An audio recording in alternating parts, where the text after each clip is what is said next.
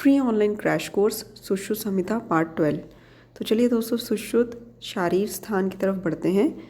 तो इसमें देखते हैं क्या क्या क्वेश्चंस, क्या क्या फॉर्मेट है। सबसे पहले है विशेष का पर्याय क्या है। विशेष जो वर्ड है इसका पर्याय क्या है। विशेष का पर्याय है पंच महाभूत। विशेष पंच महाभूत को भी कहते हैं। नेक्स्ट इज कर्म इंद्रियाँ। कर्म इंद्रियाँ आचार्य सुश्रुत ने कितनी बताई हैं? 5। और कर्म इंद्रियों के कर्म अब देखते हैं हम। सबसे पहले ही कर्म इंद्रिय है वाक, मतलब वाणी। इसका कर्म क्या है? वचन। साथ में मैं आपको बता देती हूँ, एक्स्ट्रा पॉइंट्स हैं ये, कि आचार्य चरक ने, मतलब जैसे आचार्य सुश्रुत ने वाणी का या वाक का कर्म वचन बताया है, तो आचार्य चरक ने क्या बताया है? तो आचार्य चरक ने भी वाणी का कर्म वचन ही बताया है। सेकंड इज हस्त। हस्त का कर्म क्या बताया है आचार्य सुश्रुत ने? आदान, मतलब लेना, ग्रहण करना। वर्ड आदान यूज़ किया है। एंड आचार्य चरक ने वर्ड यूज़ किया है ग्रहण, फॉर हस्त, ग्रहण। उपस्थ, उपस्थ का क्या वर्ड यूज़ किया है, क्या कर्म है आचार्य सुश्रुत ने बताया? उपस्थ मतलब आनंद। एंड आचार्य चरक ने बताया विसर्ग, मतलब विसर्जन करना, उपस्थ। ओके, उपस्थ का आचार्य सुश्रुत ने आनंद बताया है एंड आचार्य चरक ने विसर्ग बताया है। पायु, पायु गुदा, इसके लिए आचार्य सुश्रुत ने विसर्ग बताया है। ठीक है, आचार्य चरक ने भी विसर्ग बताया है। एंड पाद, मतलब जो हमारे पैर होते हैं, उसका क्या कर्म है? विहरण, मतलब गमन करना, विहरण। ठीक है, आचार्य सुश्रुत ने विहरण बताया है, आचार्य चरक ने गमन बताया है। एंड नेक्स्ट इज प्रकाशमान तत्वों की संख्या कितनी है? प्रकाशमान तत्वों की संख्या है 13, जिसमें एकादश इंद्रियां आ जाती हैं प्लस बुद्धि प्लस अहंकार। एकादश इंद्रियां प्लस बुद्धि प्लस अहंकार। प्रकाशमान तत्वों के देवता, प्रकाशमान तत्वों के देवता, बुद्धि के देवता ब्रह्मा, अहंकार के ईश्वर, मन चंद्रमा, श्रोत्र दिशाएं, चर्म वायु, चरम वायु, क्योंकि स्पर्श इंद्रिय होती है ना वायु, तो चरम वायु ऐसे याद कर सकते हैं। वाणी अग्नि, हस्त इंद्र, पाद विष्णु, पायु मित्र, उपस्थ प्रजापति। नेत्र सूर्य, नासिका गंध, मतलब नासिका से गंध आती है तो नासिका पृथ्वी, जीवा जल। प्रकृति व पुरुष में अंतर क्या है? प्रकृति, इट्स वेरी इंपॉर्टेंट। प्रकृति एंड पुरुष में अंतर है। प्रकृति है त्रिगुणा, पुरुष अगुणा। प्रकृति प्रसव धर्मिणी, मतलब प्रसव, मतलब इसमें से बीज वगैरह आते हैं, गेहूँ चावल ये सब देती है, प्रसव धर्मिणी। एंड पुरुष इज अप्रसव धर्मिणी। प्रकृति बीज धर्मिणी, पुरुष अबीज धर्मिणी। प्रकृति अमध्यस्थ धर्मिणी, पुरुष मध्यस्थ धर्मिणी।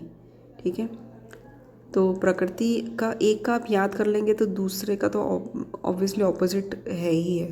जैसे प्रकृति त्रिगुणा, पुरुष अगुणा। त्रिगुणा प्रसव धर्मिणी, बीज धर्मिणी, अमध्यस्थ धर्मिणी। और इसके ऑपोजिट है पुरुष के जो गुण है। ठीक है, त्रिगुणा प्रसव धर्मिणी, बीज धर्मिणी, अमध्यस्थ धर्मिणी। एंड इसके बाद आ जाता है शुक्र दोष की चिकित्सा। शुक्र दोष की चिकित्सा में हम देखेंगे शुक्र दोष कितने होते हैं। शुक्र दोष हैं 11। आचार्य सुश्रुत ने बताए हैं। शरीर स्थान अध्याय 2 स्टार्ट हो जाता है यहाँ से। आचार्य सुश्रुत ने शरीर स्थान 2 में बताए हैं। एंड आचार्य चरक ने एंड अष्टांग हृदय ने और षाडंग ने, इन्होंने शुक्र दोष 8 बताए हैं। भेल ने 7 बताए हैं। आचार्य सुश्रुत ने 11 बताए हैं। तो इसमें सबसे पहले है कुणप गंधी। कुणप गंधी की क्या चिकित्सा है? सालसार आदि गण की औषधियों का प्रयोग करना, मतलब इनसे धूपन करना। दोस्तों आपने पिछले एपिसोड्स में देखा होगा, जो धूपन या स्टरलाइजेशन का काम सालसार आदि गण ही करते हैं। तो कुणप गंधी, इसकी भी चिकित्सा सालसार आदि गण की औषधियों का प्रयोग करना। सेकंड इज ग्रंथि। ग्रंथि में ये शुक्र दोष के अंडर जो ग्रंथि आती है, इसका वैसे इसमें दोष कौन से इन्वॉल्व होते हैं? इसमें है वात और कफ। तो ग्रंथि की अगर हम चिकित्सा करना चाहें तो उसमें शटी का प्रयोग होता है। बट आप एक्चुअली संहिता में श्लोकास में जाके देखें, देन शटी सिद्ध पलाश लिखा हुआ उसमें, सटी सिद्ध पलाश का प्रयोग। इसके बाद है नेक्स्ट पुए युक्त, मतलब पस मिक्स सीमेंट डिस्चार्ज होता है, तो उसमें इसमें दोष कौन सा होता है, कफ और पित्त। एंड इसकी चिकित्सा क्या है, पुरुषक या वट का प्रयोग करना, पुरुषक या वट का प्रयोग करना। एंड नेक्स्ट इज क्षीण शुक्र, क्षीण शुक्र में वाजीकरण औषधियों का प्रयोग करना। एंड इसमें दोष हैं वात और पित्त। मूत्र पुरीश गंधी शुक्र हो, तो मूत्र पुरीश गंधी हो तो उसमें चित्रक, हींग, पलाश घृत का प्रयोग करना है। ठीक है, श्लोका में चित्रक उशीर लिखा है, चित्रक उशीर हींगु घृत, चित्रक उशीर हींग, इन तीनों का जो घृत होता है उसका प्रयोग करना है। दुर्गंधित आर्तव में चंदन कषाय का प्रयोग निर्दिष्ट है, दुर्गंधित आर्तव में चंदन कषाय का प्रयोग करना चाहिए। एंड आर्तव दोष कितने बताए हैं आचार्य ने, 8 आर्तव दोष बताए हैं। एंड वैसे इसमें जो वर्डिंग्स आती है वो है कि भद्र श्रेय प्लस चंदन, भद्र श्रेय प्लस चंदन का प्रयोग करते हैं दुर्गंधित आर्तव में। भद्र श्रेय का मतलब सफ़ेद चंदन, और दूसरे चंदन को आप रक्त चंदन ले सकते हैं। समागम से पूर्व सेवनीय, इंटरकोर्स से पहले क्या क्या सेवन करना चाहिए, स्त्री को तेल से स्निग्ध होकर तेल और माश मतलब उड़द का प्रयोग करना चाहिए। पुरुष को सर्पी क्षीर आभ्याम शाली उदनम, ठीक है, मतलब दूध घी इसके साथ आभ्या शाली ओदनम, शाली चावल का यूज़ करना चाहिए, शुक्र की वृद्धि करते हैं। सर्पी क्षीर आभ्याम शाली ओदनम, सर्पी क्षीर आभ्याम शाली ओदनम। पुत्र प्राप्ति हेतु समागम रात्रियाँ कौन सी होती हैं, आपको इसमें इतना याद रख लेना है कि जो पुत्र प्राप्ति के लिए इवन डेज बताए हैं एंड पुत्री प्राप्ति के लिए ऑड डेज बताए हैं।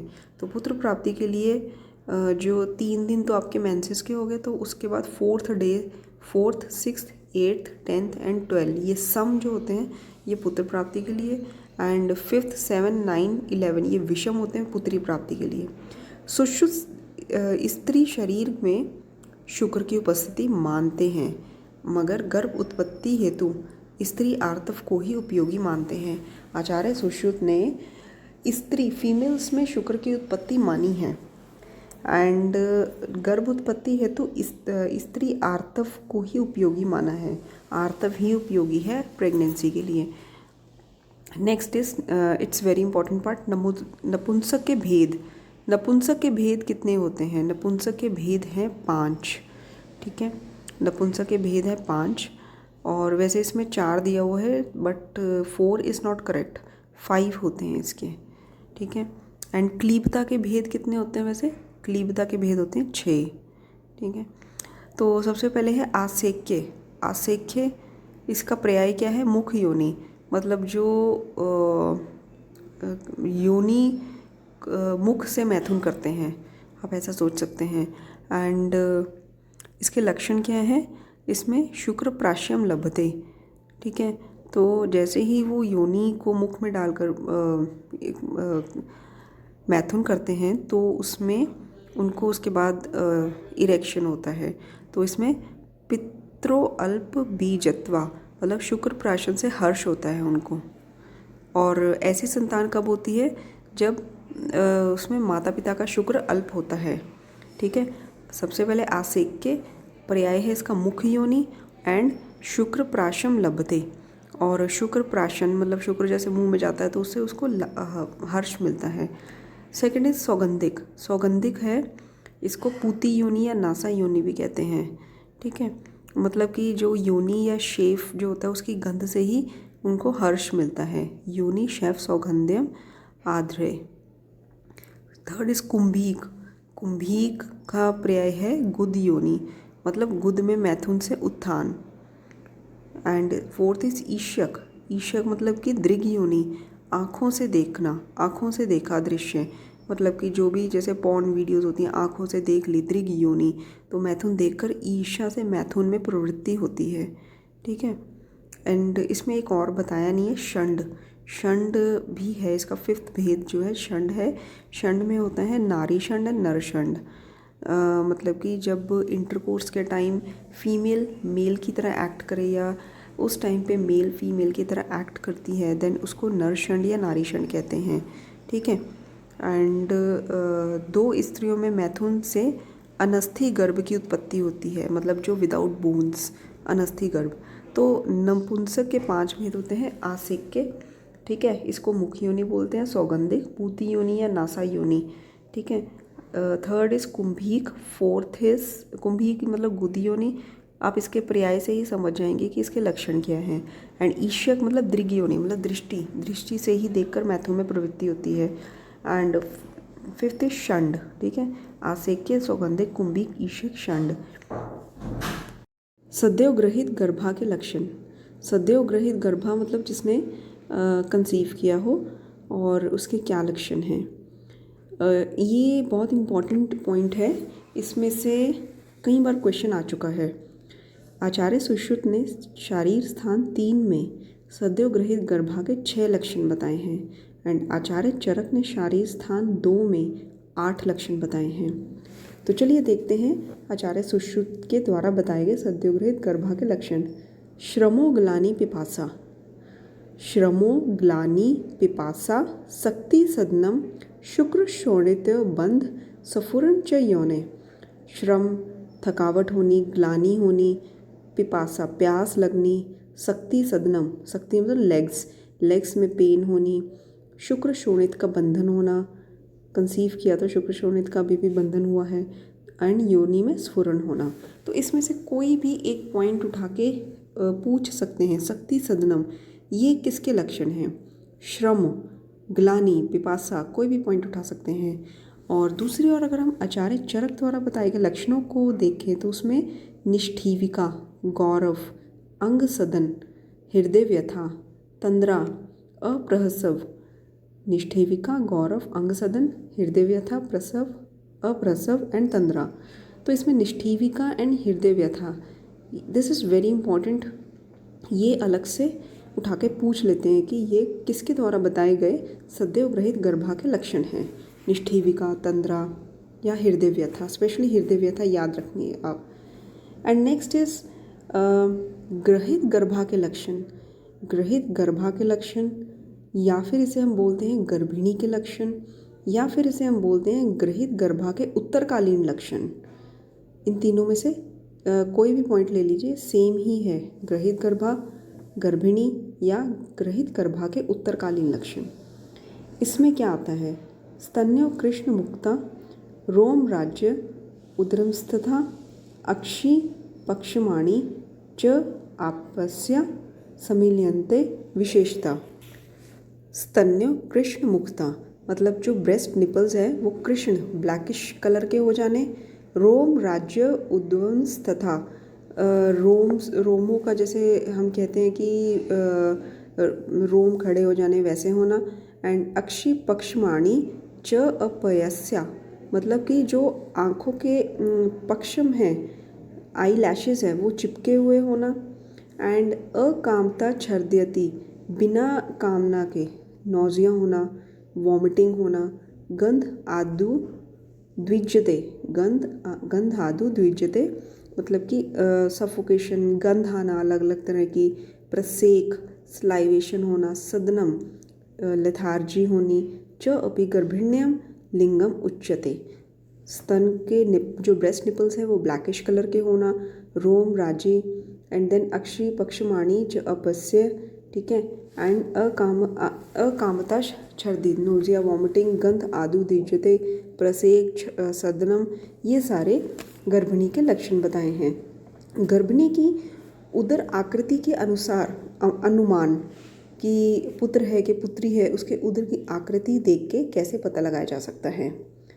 पार्श्वद्वय उन्नत व कुक्षी में उभार, दोनों पार्श्वों में उन्नत और कुक्षी में उभार होना, ये नपुंसक संतान पैदा होगी ऐसा अनुमान इसका लगाया जा सकता है। ठीक है, दोनों पार्श्व में उन्नत होना और कुक्षी में उभार होना।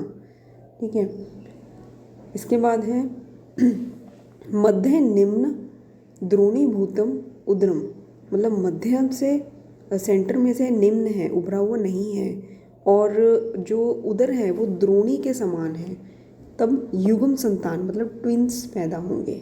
ठीक है, अभी जैसे हमने पढ़ा कि पार्श्वद्वय उन्नत व कुक्षी में उभार, सिंपली कुक्षी में उभार बताया है तो नपुंसक। लेकिन अगर ये उभार माइल्डली लेफ्ट तरफ हो तो फीमेल पेशेंट बोल दिए, फीमेल चाइल्ड पैदा होगा। एंड अगर ये उभार माइल्डली राइट, ऐसा नहीं है कि पुत्री के लिए अगर लेफ्ट की तरफ उभार हो तो पुत्री पैदा होगी, एंड वो लेफ्ट मतलब कि माइल्डली हल्का सा लेफ्ट होता है, हल्का सा लेफ्ट से डेविएटेड होता है कुक्षी का उभार, ऐसा नहीं है कि वो बिल्कुल लेफ्ट में ही लटका हुआ है।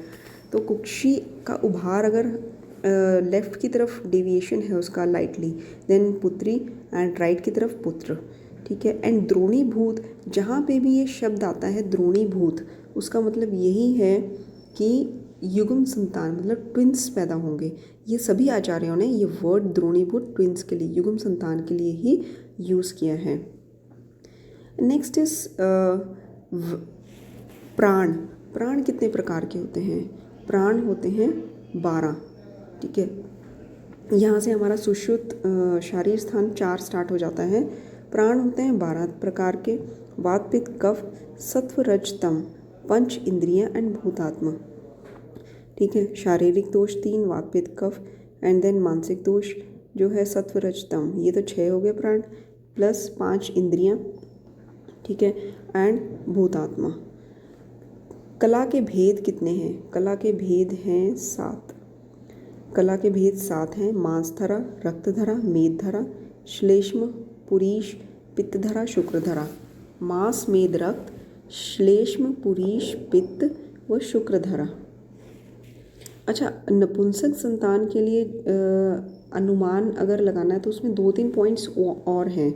इसमें तो पार्श्वद्वय उन्नत और कुक्षी में उभार बताया है। अदरवाइज इसका श्लोका में ये आता है पार्श्वद्वय उन्नतम उरे स्थान निर्गतन नपुंसकम। ठीक है, ऐसा आचार्य सुश्रुत ने बताया है, उरे स्थान निर्गतन नपुंसकम। और इसके बाद है मेद की उपस्थिति होती है। मेद की कहाँ उपस्थिति होती है? अणु अस्थियों में और उदर में, जबकि मज्जा की उपस्थिति महद अस्थियों में होती है। शुद्ध मांस का स्नेह, इसको क्या बोलते हैं? वसा। पुरुष शुक्र प्रवर्तन का स्थान है वस्ती द्वार के दक्षिण पार्श्व में 2 अंगुल नीचे। ठीक है, तो पुरुष शुक्र प्रवर्तन का स्थान है वस्ती द्वार के दक्षिण पार्श्व में 2 अंगुल नीचे। और इसके बाद अगर हम देखें तो आचार्य सुश्रुत ने गर्भिणी की उदर आकृति के अनुसार जैसे अनुमान हमने लगाया है अभी, उदर आकृति की, ओनली उदर आकृति। लेकिन जैसे क्वेश्चन में ये पेपर में ये भी आ सकता है कि अलग अलग लक्षण वो पूछ सकते हैं कि अगर ऐसे लक्षण हो गर्भिणी के तो कौन सी संतान पैदा होगी। तो उसमें काफ़ी सारे पॉइंट्स हैं, लेकिन मेन आप ये याद रखिए कि आचार्य सुश्रुत ने मेनली मेल्स के रिलेटेड पॉइंट्स बताए हैं, एंड आचार्य चरक ने मेनली फीमेल्स के रिलेटेड पॉइंट्स बताए हैं, एंड वाग्भट ने मिश्रक पॉइंट्स बताए हैं। तो अगर आपको क्वेश्चन आता है कि आचार्य सुश्रुत ने ये लक्षण बताया है तो इसमें कौन सी संतान का अनुमान लगाया जा सकता है, तो उसमें मोस्टली मेल ही होगा, एंड चरक में मोस्टली फीमेल ही होगा। ठीक है, एंड देन सत्व भूयिष्ठ व्यक्ति को निद्रा अर्धरात्रि में आती है। जो सत्व भूयिष्ठ व्यक्ति है उसको निद्रा अर्धरात्रि में आती है। और इसमें एक्स्ट्रा पॉइंट है कि जो रजो भूयिष्ठ व्यक्ति है उसको निद्रा आने का काल जो है वो अनिश्चित है, अनिश्चित काल में निद्रा आती है। जबकि तमो भूयिष्ठ व्यक्ति को, तामसिक व्यक्ति को दिन रात निद्रा आती है, जब मर्जी उसको सुला लो वो सोने के लिए रेडी होता है। नेक्स्ट इज प्रमुख लक्षण। तंद्रा के प्रमुख लक्षण क्या हैं? तंद्रा के प्रमुख लक्षण हैं इंद्रियार्थ अप्राप्ति व जृंभा उत्पत्ति, मतलब इंद्रियों का काम करना बंद करना जब तंद्रा, मतलब वैसे तंद्रा का ये लक्षण है। एंड जम्भाई आना। इसके बाद जृंभा का क्या लक्षण है? जृंभा लक्षण है अनिल पान एवं अश्रुस्राव। जब हम आवासियाँ लेते हैं तो उसमें हवा वायु का पान होता है, अनिल पान, और अश्रुस्राव होता है। क्लम का लक्षण क्या है? क्लम का लक्षण है अकस्मात श्रम का होना, अकस्मात श्रम का होना व इसमें लिखा है श्वास का रुक जाना, जबकि इट्स नॉट राइट, श्वास नहीं रुकता। अकस्मात श्रम का होना मतलब बिना मेहनत के ही थकान होनी, इसको अनायास श्रम भी बोलते हैं। एंड जो श्लोका में लिखा है वो है अनायास श्रम एंड श्वास वर्जित इंद्रियार्थ प्रबाधक। अनायास श्रम, बिना कोई मेहनत या काम किए ही थकावट होनी, श्वास वर्जित एंड इंद्रियार्थ प्रबाधक, ये क्लम के लिए बताया है। आलस्य, सुख स्पर्श, दुख द्वेष, अक्रमण्यता होना। आलस्य का मतलब होता है कि आप में काम करने का पोटेंशियल है, लेकिन फिर भी आप अपने कंफर्ट जोन को नहीं छोड़ना चाहते and you don't do work, इसीलिए आलस्य को बोला है। सुख स्पर्श, दुख द्वेष व अक्रमण्यता होना, काम नहीं करना, काम करने की शक्ति होने के बावजूद भी। ग्लानि लक्षण, ग्लानि लक्षण होता है वक्तव्य मधुरता व अनन्य अभिकांक्षा, ये ग्लानि के लक्षण हैं कि अन्न में कोई अभिकांक्षा नहीं होती है, अन्न खाने की इच्छा नहीं होती है और मुख में एक मधुर स्वीट टेस्ट आता है, वक्तव्य मधुरता। और इसमें ग्लानि का एक और लक्षण आ जाता है तंद्रा, तंद्रा भी ग्लानि का लक्षण है। गौरव, गौरव जैसे कि गीले चमड़े से ढके के समान प्रतीति होनी, ठीक है। इसमें क्वेश्चन आते हैं जैसे जृंभा किसका लक्षण है ये बताइए, निद्रा का, तंद्रा का, क्लम का, तो आप बताएंगे जृंभा तंद्रा का लक्षण है। एंड तंद्रा किसका लक्षण है, ग्लानि का, क्लम का, तंद्रा का, सॉरी ग्लानि का, निद्रा का या फिर क्लम का, तो आप बताएंगे जो तंद्रा है वो ग्लानि का लक्षण है। और इसी तरह से क्लम जो है वो तंद्रा का लक्षण, थोड़ा कंफ्यूजिंग है इसलिए आपको एक बार गो थ्रू अच्छे से होना पड़ेगा। तंद्रा इंद्रियार्थ अप्राप्ति व जृंभा उत्पत्ति, जृंभा अनिल पान अश्रुस्राव होना, क्लम अकस्मात श्रम का होना, अनायास श्रम श्वास वर्जित, आलस्य सुख स्पर्श दुख द्वेष अकर्मण्यता, ग्लानि वक्तव्य मधुरता व अन्नान अभिकांक्षा, गौरव गीले चमड़े से ढके के समान होना, ठीक है।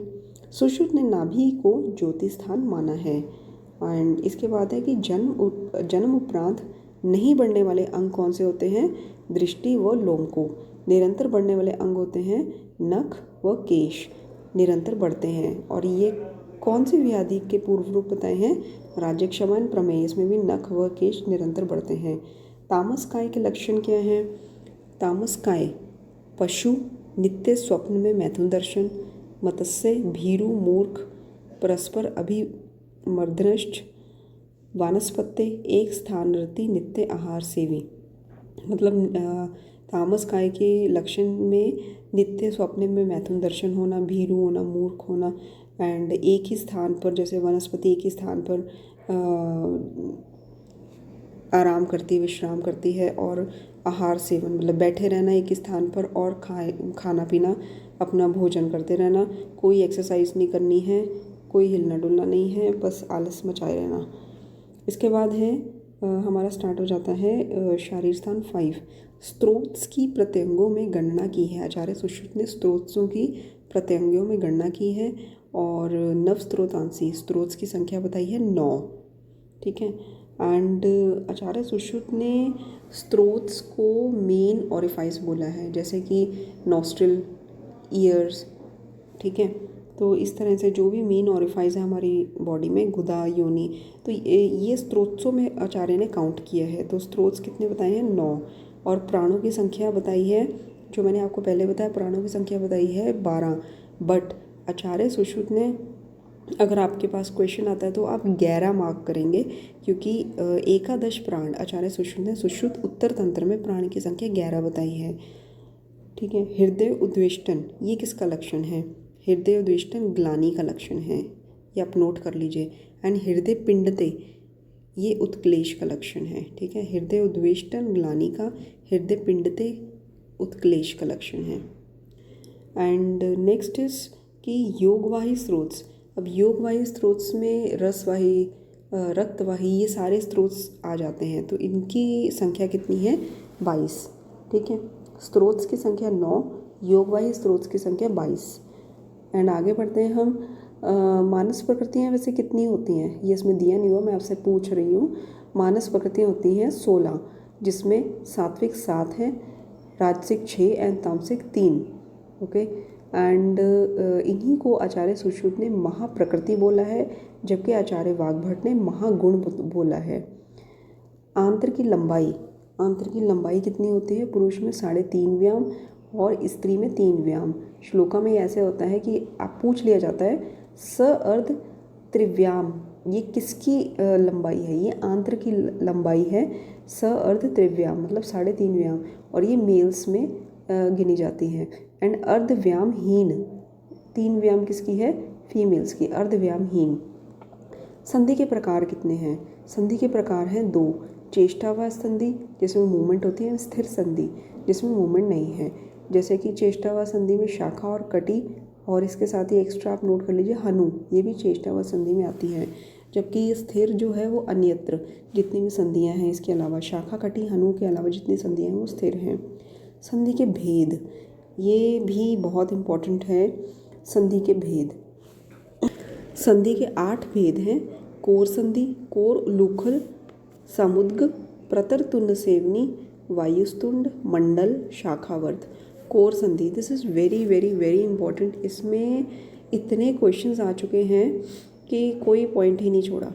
सबसे पहले आ जाता है कोर संधि। कोर संधि जैसे कि जानू, ठीक है, कपूर, गुल्फ एंड अंगुली, मणिबंध, ये भी नोट कर लीजिए, एक्स्ट्रा है, इसमें दिया नहीं हुआ, आपको बता रही हूँ। अंगुली है, मणिबंध है, जानू, कर्पूर, गुल्फ। उल्लूखल संधि होती है कक्षा वंक्षण दंत, मतलब कक्षा बक्षा में दांत दिखाता है, ऐसे आप याद कर सकते हैं। उल्लूखल संधि कक्षा वंक्षण दंत। एंड समुद्ग संधि होती है जैसे गुद, अंतस्पीठ, भग, ठीक है, और ये जितने भी ऑरिफाइस होते हैं, ठीक है, गुद, अंतस्पीठ, भग। और इसमें एक और आप नोट कर लीजिए, नितंब जो है वो भी समुद्ग संधि में ही आता है। प्रतर संधि जो फैली हुई होती है, ये आप ग्रिप करके याद कर सकते हैं, ग्रीवा और पृष्ठवंश, ये प्रतर संधि में है। ग्रीवा जो स्पाइनल कॉर्ड में है, पृष्ठवंश। इसके बाद है तुन्न सेवनी, ठीक है, प्रतर संधि में आपके वर्टिब्रास आ जाते हैं। तुन्न सेवनी होता है कपाल में, कपाल जो तुन्न सेवनी होती है जैसे कि सिर, कटी, कपालेशु, तुन्न सेवनी, इसको इस तरह से याद किया जाता है, सिर, कटी, कपालेशु, तुन्न सेवनी, ठीक है। एंड ये तुन्न सेवनी में आ जाते हैं। और वायुस्तुंड मतलब हनु, वायु हनु ऐसे याद कर सकते हैं। मंडल संधि होती है हृदय, नेत्र, कंठ, क्लोम, नाड़ी, ये मंडल संधि है। एंड शंख आवर्त मतलब शंख, श्रृंगाटक, श्रोत्र, ठीक है, शंख, श्रृंगाटक, श्रोत्र। नेक्स्ट इज अस्थि के भेद होते हैं 5। हमने संधियों के भेद पढ़े हैं 8, अस्थि के भेद होते हैं 5। कपाल अस्थि में कपाल, शंख, नितंब, घंट, तालु, ये कपाल अस्थि मतलब कि जो फ्लैट बोन्स होती हैं, ठीक है। तो कपाल अस्थि में कपाल, नाम सेम एक तो ये हो गया। उसके बाद शंख, नितंब, गंड, तालु। रुचक अस्थि होती है जो दशन होता है मतलब दांत, ठीक है। तरुण अस्थि, इसमें कार्टिलेजेस आ जाते हैं जैसे घ्राण, कान, ग्रीवा, अक्षी, कोश, ठीक है। इसमें ENT एंड आई याद कर सकते हैं, ईयर, नोज, थ्रोट, घ्राण, कान, ग्रीवा, अक्षी, कोश, आई। वलय अस्थि जो राउंडेड होती है, राउंडेड बोन्स, ये उरय प्रदेश में होती हैं, पार्श्व में एंड पृष्ठ में। नलक अस्थि जो लॉन्ग बोन्स होती हैं, ये जितनी भी बाकी अस्थियाँ इसके अलावा बच जाती हैं, उस शेष अस्थियाँ नलक अस्थि में आती हैं। स्नायु के भेद होते हैं 4, प्रतान, पृथु, सुषिर, वृत्त, ठीक है। प्रतान स्नायु होती है अस्थि और संधियों में और शाखाओं में प्रतान स्नायु होती है। पृथु मतलब चपटी स्नायु होती है पृष्ठ व उदर प्रदेश में, पार्श्व में, शिर में, ठीक है। पृष्ठ में, उरय प्रदेश में, पृष्ठ में, उरय प्रदेश में, पार्श्व में, सिर में, ये पृथु स्नायु होती है इसमें। सुषिर मतलब कि जो अंदर से हॉलो हॉलो ऑर्गन्स, उसमें जो स्नायु होती है वो सुषिर स्नायु होती है। जैसे आशय और वस्ती में, अमाशय पक्वाशय में। वृत्त जो राउंडेड्स होती हैं ये कंडरा कहलाते हैं, ठीक है। राउंडेड वृत्त स्नायु कंडरा कहलाती हैं। इसके बाद आएगी सर्वाधिक रुजा और विकृति स्नायु में विकृति होने से होती है। स्नायु में अगर कोई विकृति हो गई तो सबसे ज़्यादा सर्वाधिक रुजा, सबसे ज़्यादा पेन होने के चांस रहते हैं। नेक्स्ट इज शव छेदन। इसके रिगार्डिंग तो कई क्वेश्चंस आ चुके हैं। शव की जो आयु है वो 100 वर्ष से कम होनी चाहिए। अच्छा, शव छेदन आचार्य सुश्रुत ने शारीर 5 में दिया है एंड आचार्य वाग्भट ने अष्टांग हृदय में सूत्र स्थान में 34 में दिया हुआ है, ठीक है। आचार्य सुश्रुत ने शारीर स्थान में दिया है, जबकि आचार्य वाग्भट ने सूत्र स्थान में शव छेदन का डायसेक्शन का वर्णन किया है। शव छेदन की आयु 100 वर्ष से कम होनी चाहिए। शव को कुश व शण से लपेटकर अप्रवाही नदी में अंधेरे स्थान में रखते हैं। इस पे क्वेश्चन कई बार आ चुका है कि प्रवाही नदी में रखते हैं या अप्रवाही नदी में रखते हैं। तो इसका आंसर है कि कुश व शण से लपेटकर अप्रवाही नदी में अंधेरे स्थान में रखते हैं। तदंतर 7 दिन तक अध्ययन किया जाता है। इसके बाद नेक्स्ट आ जाता है सुषुप्त शारीर 6ठा अध्याय। गुद मर्म स्टार्ट हो गए। गुद मर्म में स्थिर होता है, ठीक है। गुद मर्म उदर में स्थिर होता है। अपलाप और अपस्तंभ मर्म, इसमें उरु में स्थिर लिखा हुआ है बट इट्स रॉन्ग, ये उरय में स्थिर होता है। उरु तो मतलब हो गया कि जो जहाँ पे हमारी थाई रीजन होता है, जबकि उरय होता है चेस्ट रीजन। तो अपलाप एंड अपस्तंभ उरय में एंड गुद मर्म उदर में। समीपस्थ आघात से मर्म का अंतर परिवर्तन, मतलब उस मर्म पर आघात ना होके उसके सराउंडिंग एरिया में अगर आघात हो जाता है तो उसमें कौन सा परिवर्तन आता है। सद्य प्राणहर मर्म पर अगर आघात हो जाता है, मतलब उसके समीप एरिया पर, तो वो कलांतर प्राणहर में परिवर्तित हो जाता है। कलांतर पर हो तो वैकल्यकर में परिवर्तित होता है। विशल्यघन में अगर विशल्यघन मर्म में अगर सराउंडिंग एरिया में उसके सराउंडिंग एरिया में अगर आघात होता है तो वैकल्यकर में परिवर्तित होता है। वैकल्यकर रुजाकर में परिवर्तित होता है। रुजाकर अल्प पीड़ा में, ठीक है। सद्य प्राणहर कालांतर में, कालांतर वैकल्यकर में, वैकल्यकर रुजाकर में, रुजाकर अल्प पीड़ा में, ठीक है। रुजाकर मर्म के समीपस्थ एरिया में अगर आघात होता है तो अल्प पीड़ा होती है, ठीक है। क्षिप्र नामक कालांतर प्राणहर मर्म, तल हृदय मर्म सद्य प्राणहर नहीं होने पर भी शीघ्र मारक होते हैं।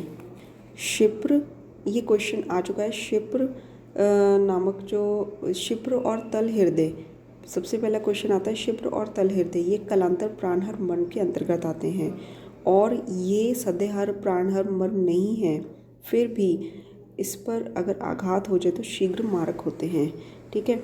अच्छा, प्रत्यंग की अगर बात की जाए तो आचार्य चरक ने 56 प्रत्यंग बताए हैं, ठीक है। और आचार्य सुश्रुत ने शरीर 5 में गर्भ और शरीर की परिभाषा बताई है, जबकि आचार्य चरक ने शरीर 4 में गर्भ की परिभाषा बताई है एंड शरीर 4 में गर्भ की परिभाषा एंड आचार्य चरक ने शरीर 6 में शरीर की परिभाषा बताई है, जबकि सुश्रुत ने शरीर 5 में गर्भ और शरीर की परिभाषा एक ही जगह पर बता दी है, ठीक है।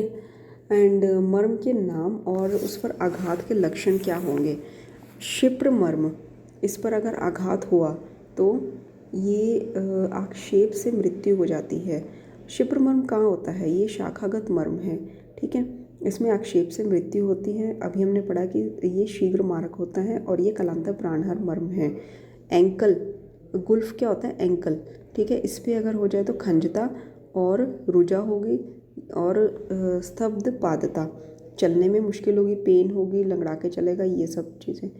और कूर्च में पादस्य भ्रमण वेपन, ये इसके लक्षण हैं। पादस्य भ्रमण वेपन, कूर्च शिर, ये भी आप नोट कर लीजिए, इसमें रुजा और शोफ होगा। जानू में अगर जानू मर्म में अगर आघात होता है तो खंजता होती है। इंद्रवस्ती कहाँ पे होता है, इंद्रवस्ती ये जंघा में होता है, मतलब इसे जो काफ मसल होता है वहीं पे ये सिचुएटेड होता है। इस इंद्रवस्ती में अगर आघात होता है तो अति रक्तस्राव से मृत्यु होती है। शोणित शयन मरणम, ये इंद्रवस्ती मर्म के लिए बोला गया है। शोणित शयन मरणम। लोहिताक्ष मर्म में अगर आघात होता है तो पक्षाघात हो जाता है। लोहिताक्ष पक्षाघात व मृत्यु। कक्षधर मर्म कहाँ होता है? कक्षा और वक्ष स्थल के बीच में, ठीक है, तो इसमें पक्षाघात हो जाता है। एंड लोहिताक्ष कहाँ पे होता है? उरु के मूल में, ठीक है, जो हमारी जंघा होती है उसके मूल में लोहिताक्ष मर्म होता है। मातृका में मृत्यु हो जाती है। विधुर मर्म में बधिरता हो जाती है, ठीक है। और अपांग व आवित ये हमारी जो भ्रू होती है उसके अंत में ये मर्म सिचुएटेड होते हैं। इसमें दृष्टि नाश हो जाती है। स्तन रोहित रक्तपूर्ण कोष्ठता होती है जिससे कांस श्वास हो जाता है। इंटरनल ब्लीड हो जाता है जिससे कांस श्वास होता है। और इसके बाद है उर्वी, मतलब जो उरु होता है उसके मध्यम में अगर मर्म जो सिचुएटेड है उर्वी, उस पर आघात हो तो इसमें क्या होता है? रक्त क्षय से शक्तिशोथ हो जाता है। शक्तिशोष, उर्वी में रक्त क्षय से शक्तिशोष हो जाता है। इससे पहले हमने इंद्रवस्ती में पढ़ा था कि इसमें भी शोणित क्षय मरणम होता है। और नेक्स्ट इस विटप में क्या होता है? नपुंसकता हो जाती है। ये वंक्षण और वृषण के बीच में मर्म रहता है। स्तन मूल में सिचुएटेड जो मर्म होते हैं उससे कफपूर्ण कोष्ठता हो जाती है, जैसे कास श्वास होता है। स्तन रोहित में हमने पढ़ा था रक्तपूर्ण कोष्ठता। स्थल मूल में कफपूर्ण कोष्ठता। अपस्तंभ वातपूर्ण कोष्ठता होती है, ठीक है, इसमें ब्रोंकाइटिस वगैरह होने के चांसेस रहते हैं।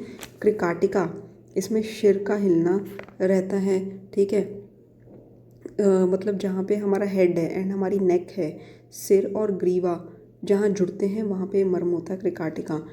इसमें अगर आघात हो जाए तो सिर का हिलना। फण में घ्राण शक्ति का नाश। सीमंत में उन्माद भय व चित्त नाश, ठीक है। सीमंत मर्म कहाँ होता है? जो ये वहाँ पे होता है जहाँ हमारे क्रेनियल सूचर्स होते हैं हमारे स्कैल्प में, वहाँ पे होता है। इसमें अगर आघात हो जाए, ऑब्वियसली अगर हेड इंजरी हो जाए तो उन्माद भय और चित्त नाश हो जाता है। नीला और मन्या, ये हमारी कंठ नाड़ी होती है, इसमें अगर आघात हो जाए तो मुकत्व, विकृत स्वर और रस ग्राहक शक्ति का नाश होता है। नेक्स्ट इस मर्म का मारक काल। सद्य प्राणहर मर्म, इट्स इम्पॉर्टेंट, ये 7 दिन में मारक होता है। कालांतर 1 पक्ष या 1 माह, ठीक है। एंड नेक्स्ट इज सद्य प्राणहर मर्म कितने होते हैं? 19। कालांतर प्राणहर मर्म 33। टोटल मर्म कितने हैं? 107, ठीक है।